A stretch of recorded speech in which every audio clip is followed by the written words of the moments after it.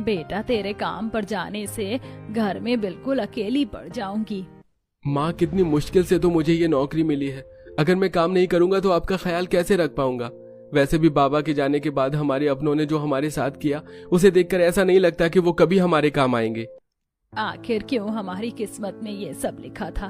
तेरे बाबा के जाते ही हमसे हमारा सब कुछ छिन गया। क्यों इतनी जल्दी वो हमें अकेला छोड़कर चले गए? इस बात पर गौरव की आंखों में भी आंसू आ गए। गौरव के पिता नरेंद्र का अभी कुछ दिनों पहले ही देहांत हुआ, जिसकी वजह से उससे सभी रिश्तेदारों ने उसकी सारी प्रॉपर्टी को बेईमानी से अपने नाम करवा लिया।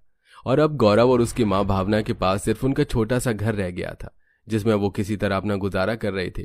गौरव अपने माता पिता की इकलौती औलाद थी और पूरे खानदान में अकेला बेटा था। बाकी उसकी चचेरी, ममेरी, मौसेरी 40 बहनें थीं, लेकिन उसकी अपनी सगी कोई बहन या भाई नहीं था।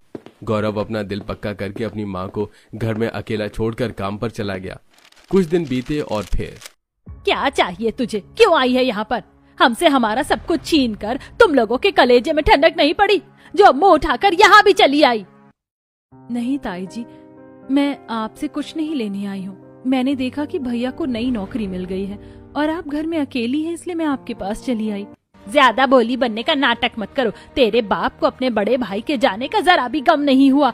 उसकी नजर तो सिर्फ हमारी जायदाद पर थी और तू भी तो उसी की औलाद है। तुझ में क्या अंतर हो सकता है? नहीं ताई जी, ऐसा नहीं है। मैं अपने बाबा के किए पर बहुत शर्मिंदा हूँ। ताई जी, रक्षाबंधन आ रहा है और हम सभी बहनों का सिर्फ एक भाई है। भले ही वो हमारा सगा भाई नहीं है, लेकिन उससे भी बढ़कर है। एक बहन भला कैसे राखी पर अपने भाई को इस तरह देख सकती है?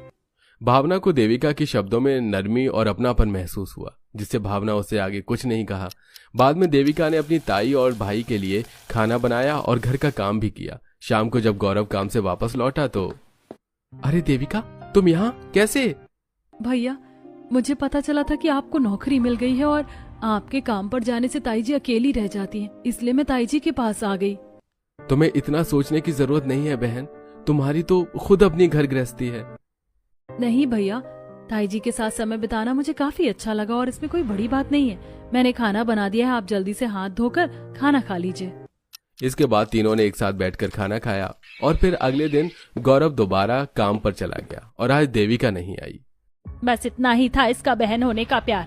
एक दिन आकर हम पे एहसान कर गई और आज भटकी भी नहीं।